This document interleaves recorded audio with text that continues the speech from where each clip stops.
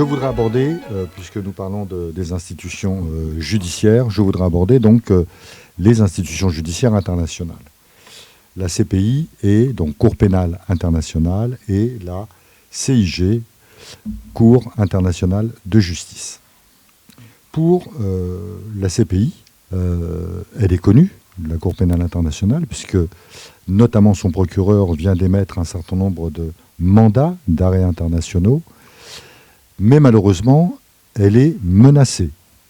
Très récemment, je dirais, au-delà de ceux qui exercent des fonctions donc, au sein de la CPI, tous ceux qui collaboreraient avec elle. Et en ce qui concerne la CIG, la Cour internationale de justice, elle, par contre, elle est méconnue et relativement ignorée. Donc, les questions qu'on se pose par rapport à ces organismes internationaux, c'est qu'en est-il des procédures engagées ? Vont-elles, dans ce contexte, se poursuivre et aboutir, surtout ? Ou, au contraire, les menaces auront-elles effectivement obtenu les effets recherchés, à savoir l'impunité pour les coupables ? Emmanuel Daoud, sur la CPI.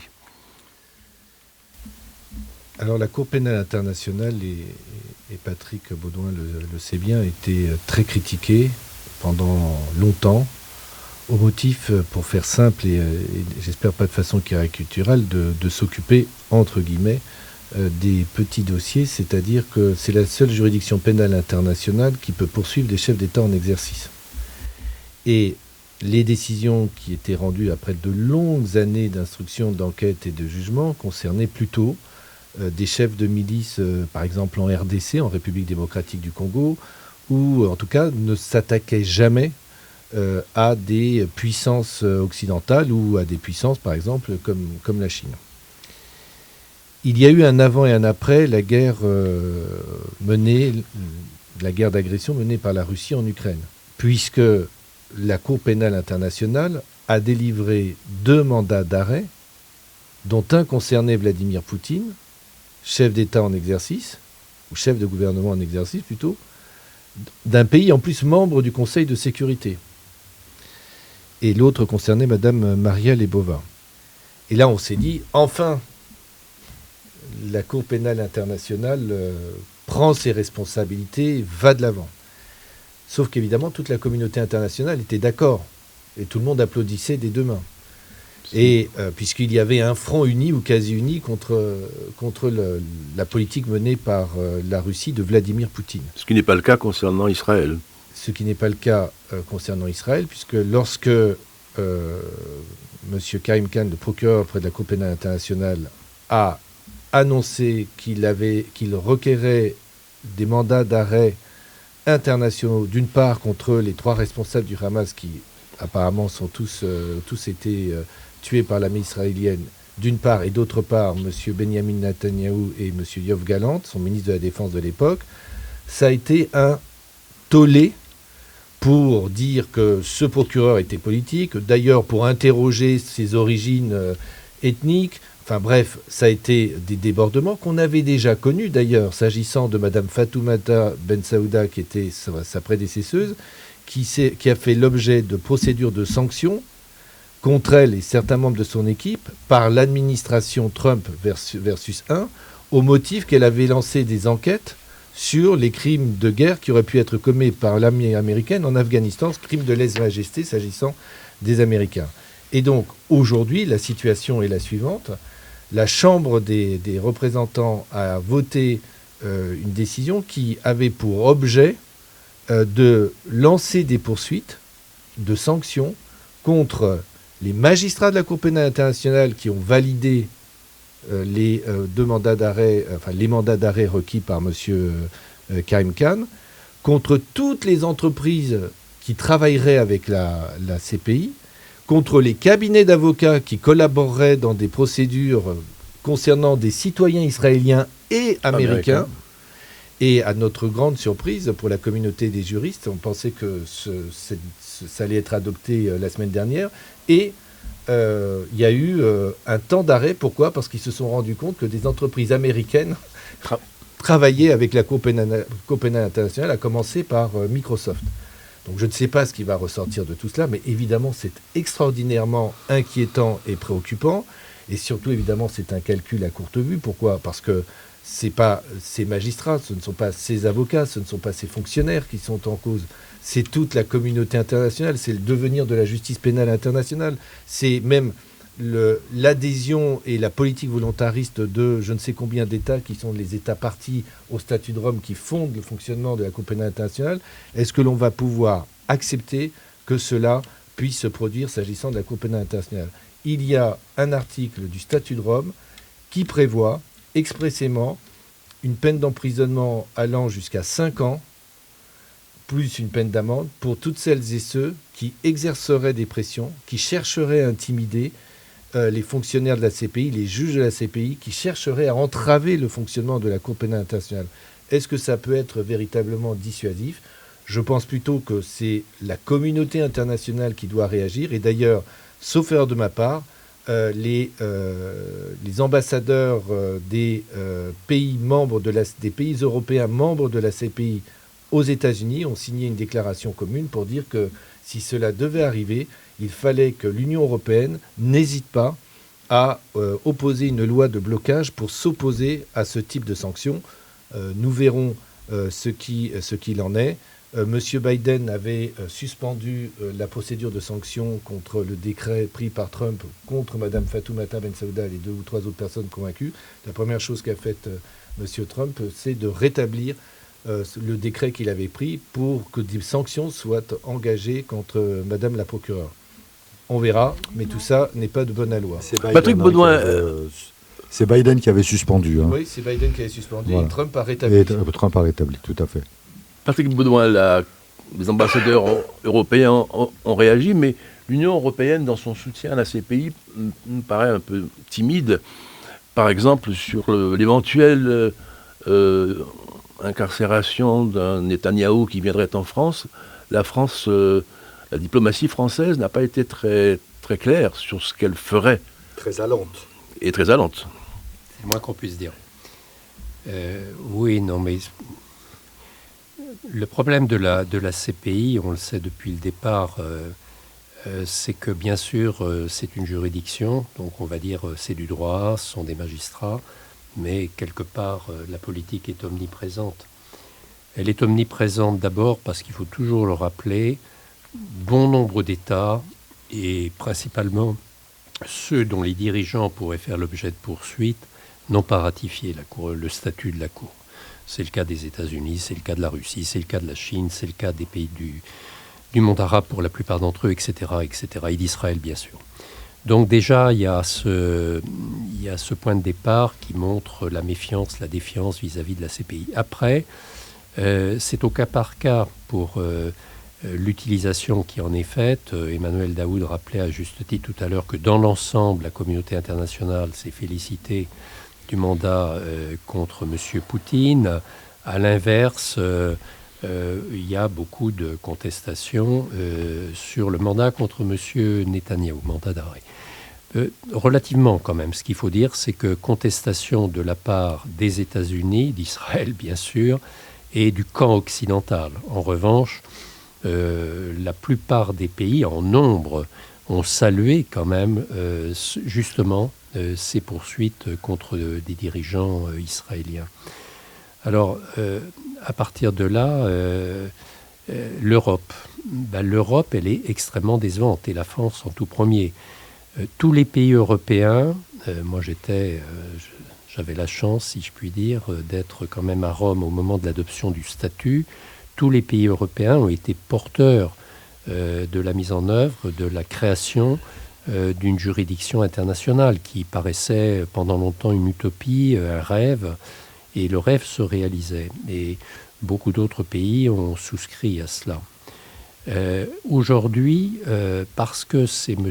Netanyahou, on voit la France qui ose soutenir que s'il venait en France, il y a quand même une difficulté qui tiendrait au fait qu'Israël n'a pas ratifié le statut de la Cour pénale internationale et que par conséquent, le mandat d'arrêt serait pas vraiment applicable au nom de l'immunité qui prévaudrait en sa faveur.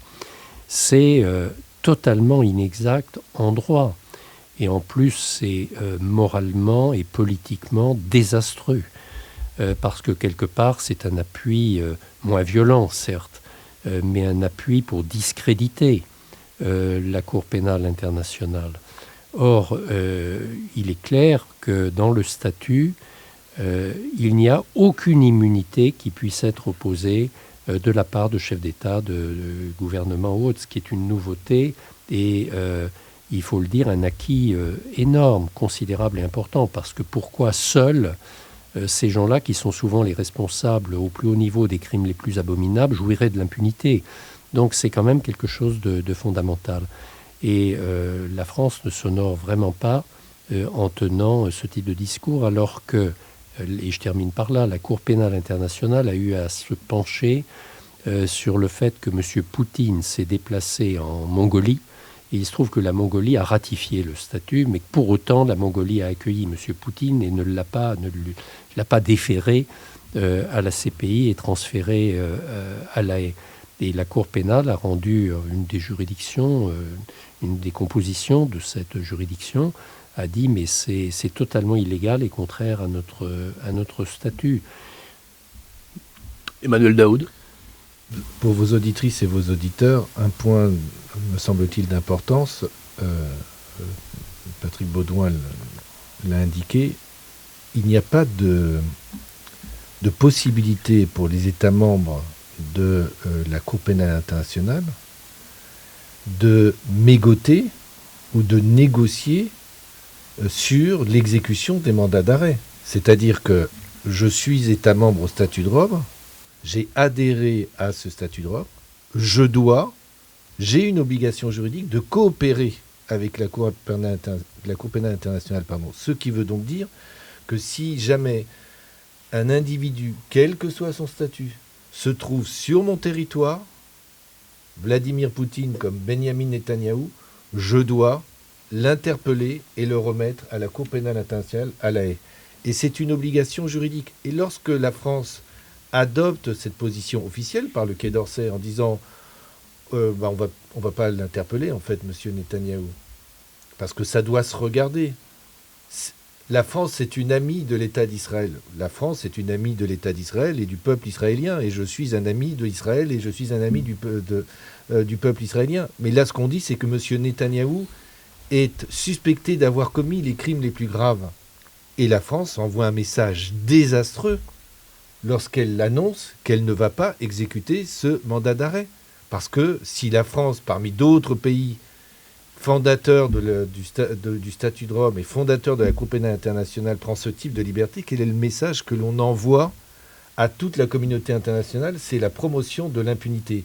Et comme la justice est souvent la parente pauvre du débat public, en tout cas dans notre pays, finalement, ça fait quelques lignes. Mais en réalité, on devrait tous et toutes collectivement avoir honte de cette prise de position, c'est-à-dire que la France ne respecte pas les fondamentaux de la justice pénale internationale et la France tourne le dos au bon fonctionnement de la Cour pénale internationale en fonction de quoi? De ses intérêts économiques. C'est pas très glorieux en fait. Boudi Madaman. L'autre interrogation par rapport à ce qui vient d'être dit concerne pas simplement les intérêts économiques, mais également le risque pour certains pays. Je pense aux États-Unis, je pense à l'Allemagne, mais je pense aussi à la France, d'être accusés de complicité de crimes de guerre ou de crimes contre l'humanité, dans la mesure où ces pays ont fourni massivement des armes à Israël pendant les bombardements sur la bande de Gaza, et contrairement à ce qui a pu être avancé ici ou là, des armes offensives, et non pas des armes défensives, si tant est qu'il puisse y avoir un distinguo à opérer. Qu'en pensez-vous? La Cour pénale internationale ne peut pas poursuivre des États. Elle ne poursuit que des individus. C'est le rôle de la Cour internationale de justice de le faire. La Cour internationale de justice, elle peut constater des manquements, par exemple aux conventions de Genève, mais elle n'a pas le pouvoir d'engager des sanctions contre les États qui auraient manqué à ces obligations conventionnelles. Évidemment, une décision de la Cour internationale de justice aurait des conséquences et a des conséquences symboliques et politiques très importantes. Mais s'agissant de celles et de ceux qui auraient participé à la livraison d'armes offensives et qu'il les aurait validées, il est possible juridiquement de les poursuivre individuellement, quelle que soit leur fonction, qu'il s'agisse de dirigeants ou dirigeantes des entreprises concernées, ou qu'il s'agisse des politiques qui ont validé, des ministres qui ont validé ce type de livraison en connaissance de cause. Mais vous savez, enfin, je veux pas être... je ne lis pas dans le marc de café, mais les suites du conflit israélo-gazaoui et de ce qui s'est passé le 7 octobre, des crimes du 7 octobre, et les crimes qui sont ceux de l'État d'Israël sous le gouvernement de M. Netanyahou, les suites judiciaires ne sont pas écrites encore. Ça va durer des années. Un exemple que l'on peut donner et que mon confrère Patrick Baudouin connaît très très bien, c'est les crimes commis par M. Bachar el-Assad. On est encore en train d'enquêter. Il y a eu déjà des décisions qui ont été rendues contre des officiels syriens. Et ça va continuer. Ça sera exactement la même chose, parce qu'on ne l'a pas dit, tellement c'était évident, ces crimes sont imprescriptibles. Ce qui veut dire qu'ils peuvent être poursuivis, il n'y a pas le temps que ça durera. Et donc, M. Netanyahou comme M. Vladimir Poutine sont dans la situation de n'importe quel criminel de droit commun poursuivi qui fait l'objet d'un mandat d'arrêt international. Ils n'auront plus de répit. Alors peut-être qu'ils pourront aller en Mongolie. Peut-être que M. Netanyahou peut aller aux États-Unis et être reçu en grande pompe. Il y est en ce moment. En grande pompe par M. Trump, mais l'histoire n'est pas encore finie. Patrick Baudouin, Emmanuel Daoud, dans un instant, nous allons parler de l'avenir. Peut-être un mot, Patrick Baudouin. Oui, je voudrais dire un mot, puisque vous avez posé une question, pour dire que par rapport aux livraisons d'armes, nous avons, il y a eu la Ligue des droits de l'homme et d'autres organisations, nous avions saisi la juridiction administrative pour justement qu'elle interdise la fourniture. Alors, c'était principalement des munitions, mais il faut savoir que la France continue effectivement d'alimenter en armement et en munitions l'État israélien pour les crimes qu'il poursuit. Malheureusement, on nous a opposé le fait qu'il s'agissait de ce qu'on appelle une très très vieille notion, qui est celle d'acte de gouvernement, et qui rend incompétent la justice pour aller censurer les autorités publiques. Deuxième élément, il est vrai qu'il sera possible de poursuivre, et y compris dans notre pays, à la limite, ou aux États-Unis, des personnes physiques, et ça pourrait être le cas par les justices nationales, on ne sait jamais, on peut rêver. Emmanuel disait à juste titre que c'est imprescriptible, donc dans des années, on pourra continuer à poursuivre et à juger. Donc c'est quand même, il faut maintenir le fer aux choses, si je puis dire. Dernier point, vous avez évoqué, on n'en a pas parlé beaucoup, je voudrais juste en dire un mot, parce que je trouve que c'est important, c'est la CIJ, la Cour internationale de justice. C'est important pourquoi ? D'abord, c'est une juridiction, il est vrai, un peu méconnue, mais il n'empêche qu'elle a rendu des décisions essentielles en ce qui concerne Israël. Elle en avait rendu une première en 2004, qui était la question du mur qui était en cours de construction de la part de l'État israélien pour, entre guillemets, protéger les colons et instituer une séparation entre les Palestiniens et autres. Et la Cour internationale de justice avait très clairement dit que c'était illégal, qu'il fallait que ça cesse. Israël s'est assis sur la décision de la Cour internationale de justice. De même, en janvier, on l'a évoqué tout à l'heure, la Cour internationale de justice, fin janvier, a rendu une décision en disant qu'il y avait, je résume, tous les ingrédients d'un crime de génocide en cours d'exécution, ou en tout cas en cours de préparation, et ce sur la base d'une convention dont il faut toujours rappeler ce qu'elle est, c'est-à-dire la convention la convention pour la prévention et la répression du crime de génocide, et la prévention. Et la CIJ avait insisté pour dire c'est en cours, il faut au moins arrêter. Donc vous cessez les bombardements indiscriminés, les atteintes aux populations civiles. Israël s'est assis dessus. Et ceci pour terminer, pour dire que depuis le début, depuis la création quasiment de l'État d'Israël, cet État viole systématiquement, et ça a commencé en 1947, en 1948, où les résolutions qui avaient été sur le partage, Israël n'a pas respecté le plan de partage. Ça a commencé comme ça. Et ça s'est poursuivi d'une façon insensée, avec une silence et une complaisance de la part de ce qu'on appelle la communauté internationale, hormis des résolutions des Nations Unies dont tout le monde se moque. Tout le monde se moque, j'entends les puissants se moquent. Et c'est vraiment ce qui est grave, c'est pas seulement ce qui se passe en Israël et ce qui se passe pour les Palestiniens, ce qui nous préoccupe évidemment au premier chef aujourd'hui, mais ça sert à quoi finalement les juridictions internationales? Ça sert à quoi les conventions internationales si elles sont violées en toute impunité sans que personne ne vienne finalement sanctionner ceux qui en sont les coupables? Et moi, ça me paraît très très grave, pas moi spécialement d'ailleurs, ça n'a pas d'intérêt, mon opinion personnelle, mais d'une façon large, ça me paraît très grave aujourd'hui, ça paraît très grave, et c'est très grave de voir que c'est appuyé par la puissance, qui reste quand même la puissance principale du monde, et on le voit très bien, hélas, sous l'égide trumpienne. Tout cela n'est pas très encourageant, on va quand même essayer d'aborder la question de l'avenir dans un instant.